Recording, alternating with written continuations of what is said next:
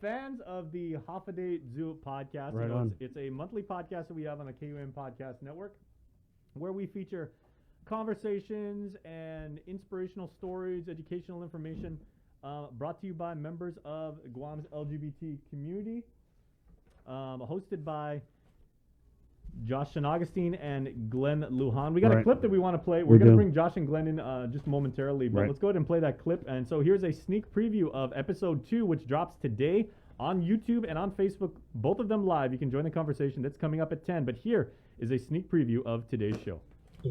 It's actually, because of us, it's actually helping them to express themselves more, so it's really nice when you see that. Well, I like to think of us like the runway. Right. And then they're the models walking. Yeah, right. Exactly. Like, watch your step. Don't fall. When you get Keep to your the head end up. of the stage, turn right. No, but I mean, and that's like what Ernesto said, just channel that and, promote that positivity. Yep. And, bring out the talents of everyone. And that way, they don't suffer from depression or, and we do have a lot of our LGBT or our queer people, going through that. And, yeah, we do. I remember. We do. Forgot. I'm thinking it was still when I was working in sales. I had one of our customers. We became like close just through interactions, with what I did, and I remember one day she just asked me like, Josh, like I've never physically seen you because when they come to pick up the stuff that they ordered, it's never her. It's always one of the people under her. And she just asked me out of the blue one day. She's like, "Are you?" And I'm like, "Am I what? Dracula?" And she starts laughing. She goes, "No." And I'm like, "Just say it. I already know what you're gonna ask." And she's like, "Are you gay?" And I'm like, "Yeah, I am." And I remember she was struggling with that because she has a son who she thinks is, but she knows that he is, rather. And then he was struggling with coming out with that, and she's like, "Do you have any advice or anything like that?" And I said, honestly, don't ask him. I mean, you can ask him if you want to, but I said, I think it would be better if he came out to you. She's like, "Fine." I was like, make him do it on his own terms, Right? Because he'll be more comfortable that way. Yeah. And I think it's just a better like connection. And I was like, "But do you accept him?" She's like, "Of course." Yeah. I'm like, "Okay, that's all he needs. He just needs your support. That's it. You don't need to do anything." I said, "Whenever he's ready, he's gonna do it. Trust me." Yo, Josh, actually, that's funny that you say that because my mom, when I was growing up, it was just me and my mom for a while, and I was a very eccentric little toddler, and she already knew something wasn't altogether, like the other boys, like the other kids. And so she took me to, I think, a psychologist. Oh, And she was like, Okay. she was like, "What's going on?" Like, and the psychologist kind of said like, if he was gay, would you love him any less? And my mom said, no. And then the psychologist was like, well, then that's it. That's enough. And so it's really touching, actually, like when my mom tells me that story. Like, she gave me unconditional love from the start. And I think mothers always know, like more than fathers, but the mothers always know your kid. I think the father knows, but the father kind of puts it in the back of his mind. He doesn't want to know, right? He doesn't want to know because that's my son. This is my son. He's going to be the provider, the man. The mother's like, fine, He's if he's a boy or girl, he's fine, Mothers are always happy with Hello, we can do that still. I played Just football. one little interesting here. I played football. I played a lot of really well, at least I tried. I was scared of sports. I played soccer. I played football. I played baseball. Softball, Just don't ask me to play volleyball. volleyball because when that ball comes to me, I'm like, I run off the court. I You literally got do. it. I am not going to get that ball. I'm not going to. You got it. I'm not going to hit myself because I would not bruise myself. I'm like, Blondie, it's like 3 feet away from you. It's still far. But yeah, mothers know. Yeah, that's why even like my mom, she goes, "I don't know what's wrong with you." I'm like, okay. Right. A mother's love is very unconditional. Some mothers do. Some mothers do come to that point where they just don't accept because they too have high expectations. But it's very rare you find a mother like that.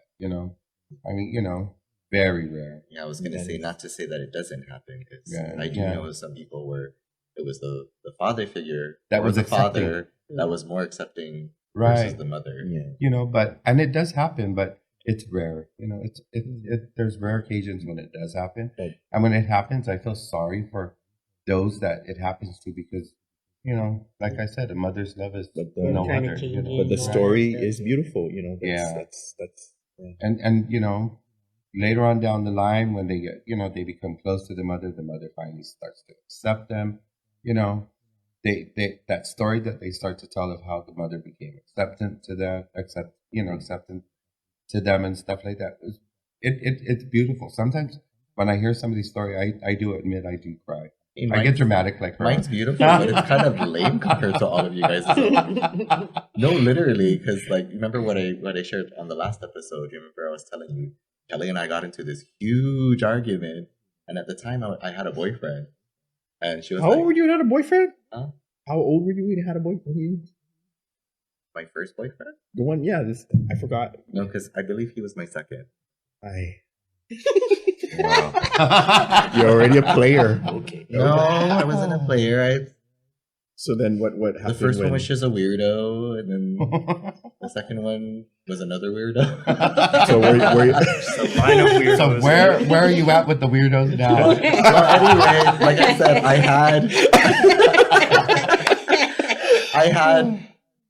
I had a boyfriend at the time, and Kelly knew him because we were kind of like a circle of friends growing up, and we got into this huge argument. And she looks at me, she's like, "I'm gonna go tell mom you're gay." And I was like, didn't think she was serious about it. So I had this habit, we had this tin can. It's like the trash can, and that's where we used to store the rice. I still have that. You still My have that. mom, That's an old. I always had thing. this habit, every time my mom was cooking, I would always sit on that because it was right next to the stove. I would always sit on that and just watch her cook. And then from corner of my eye, I see Kelly turning around the corner to come to the kitchen. I'm still thinking nothing of it. She's like, "Mom, did you know Josh has a boyfriend?" And I'm like, and my mom just turns and goes, "Do you have a boyfriend?" And I'm like, "Yes." What was her reaction? It was, like I said, it was lame because, my mom had a brother that was gay. So she was she didn't even think anything of it. And not only that, I believe Kelly came out before I did. And Kelly identifies as, trans. So it was nothing. It was like Kelly had all the stuff. And then when I came out, they were like, we're done. She's good. like that's the guy that holds the person in the dress walking down the red carpet. I'm just the person Hold the back of the Holding dress. the- Yeah. Oh my god. like, who's that? Oh, he's a gay. Oh, it's okay. Nah. That is just too funny. I mean, it's still beautiful because I already knew my mom accepted me, but It's like I beautiful said, it's because not it's a funny as story, extravagant as you guys' own. It doesn't have to be. But it is beautiful because it's a story that when you're telling it, it makes people laugh because of what ensued, how it came about. I mean, you're sitting there and your sister comes around the corner. It's like the shocking. I can already feel the shock that you went through. But It's funny too because when we're sitting down, having similar conversations like this with our group of friends, and they start sharing their coming out stories. Like, "Josh, so you have a coming out story?" I just give her this look and she starts cracking up. And they're like, "What?" And I'm like, "Nothing. I don't have one." You tell Kelly you're the one. that outed me. Or even sometimes I'm like, "Josh, so what's your coming out story?" I was like, "I don't know, ask Cal." Oh my gosh. But I don't know.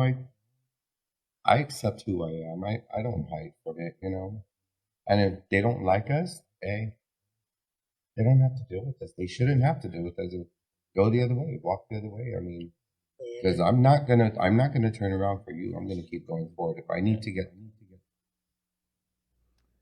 All right, so as they very appropriately said, Glenn and Josh, who literally bookended that conversation with several members of the LGBT community here, they were saying, roll out the red carpet. But guys, on the Hafa Adai Yu Podcast, you guys have like taken the velvet rope and let everybody in. So all are welcome, and we welcome you guys back into the KUM News Zoom room. Glenn and Josh right here in what is already proving to be one of our most successful shows. So guys, maybe real quick, some of your thoughts on episode 2, because for you guys were hearing that for the very first time, right? You guys recorded it, and now you're actually seeing the finished product. It's interesting because we've been shooting several episodes, so it's nice to see what we did, and oh boy, it's exciting. Gives us the opportunity to look back and like try and correct things that we probably shouldn't do on a future episode. Now, I wanted to ask one of you guys, because one thing that I took away from that, that mirror section, and there's a lot more on that, so we want to remind you guys, 10 a.m., it's going to drop right here on Facebook and on YouTube. It's going to be live, so you guys can interact with Josh and Glenn, other members of the LGBT community, for episode 2. But I like the part when you said, you kind of have a feeling that mothers have that sense as opposed to like fathers and those traditional roles and everything, because the only thing that I could empathize with was from my own life experience, right? When I started going to a different church, because technically I was like non-practicing Catholic until I was 22, and then I started going to a born-again Christian church. And I remember when I told my parents, because they know I'd been attending for a few weeks, and I said, I think I want to keep going to this and I want to give it a shot. And both of my parents at that point, they were like, we support you. You're practically a grown man. You can make your own decision. But my dad said, just make me one promise, Jason. Don't tell your grandmother, because he goes, I can already hear her saying, my boy's gonna go to hell. so I'm just wondering, from your own experience, did you guys reveal your truth, and how did any of you like come out to your grandparents? Don't spoil the whole episode, though. No, I know, but you always talk about like parents and siblings and friends. Have you got stories about coming out to your grandparents and from that generation? Well, in another episode that we had, Trinity share, she did come out to her grandmother. So stay tuned for that. Sadly for me, my grandparents are already in heaven, so they didn't live long enough to see this. But yeah, our mothers know for some strange reason. And I come from a blended family. I have an adoptive mother and I have a biological mother. So they both knew when I came out to both of them. They both knew already. Well, my biological mom knew something was up. So did that make it easier, or did they both kind of say, what took you so long? I know, boy. I know. Tomorrow's know everything. With my adoptive mother, she just accepted it, and my biological mom, she's like, that's you're born this way. I love you. That's beautiful. All right. How about you, Josh? Do you have like a coming out story like to grandparents? Well, it was easier for me because my younger sibling Kelly came out before I did, and she took most of the hard blows. Like, she had it a lot harder than I did. So when I initially came out, it was just like, another one in the family. So it was a lot easier for me. But I mean, as far as acceptance, like generally for my grandparents on my dad's side, I don't think they were around long enough to know, because I believe they had passed before even I started to initially come out. But on my mom's side, my grandmother knew. I mean, one of her own sons he was gay. So it was a lot easier. They know now, they're in heaven. Very good. Well, Glenn, hopefully your grandparents will be watching from heaven when the show streams at like 10 a.m. because that is possible, metaphysics and all. But the both of you are also very, very good when these shows actually do live stream. You guys also jump in comments and you guys interact in real time with people that are sharing the comments. But I've seen the episode. It's really, really funny. It's really, really honest. It gets emotional in several parts and everything like that. But it is a fantastic watch. Thank you. Thank you so much, KUAM and the Link and the KUAM Podcast Network for this opportunity. You got it. Hogamos. Yeah. All right. You guys are part of this show. You're part of the Link family. And, this show obviously is a success because of the passion that you guys have put into it and everything like that. So we look forward to, in about 3 hours, that's going to happen. So Glenn, you can exhale now. No, he's going to exhale in 3 hours. The emotional part is what I'm wondering, because I think I did tear or cry a little bit. They tease me every episode. I get emotional. They're like, my gosh, Glenn, you're like a crybaby. I'm like, I can't help it. Well, everybody, while you're watching the show, make sure to use hashtag Glenn is crying in that specific part. We'll mark Tears of Glenn. Tears of Glenn. There you go. Thanks, Glenn and Josh. I appreciate it. All right, we'll see you guys at 10 for the world premiere. Huh? All right. Thank you so much. All right, take care, guys. Yep. Okay, Right on YouTube and Facebook Live. That's going to happen at 10 a.m. Watch the show, everybody. It's a really, really good time right after this show. But now we are going to go to our next guest in the KUM News Zoom room, Chris. A gentleman.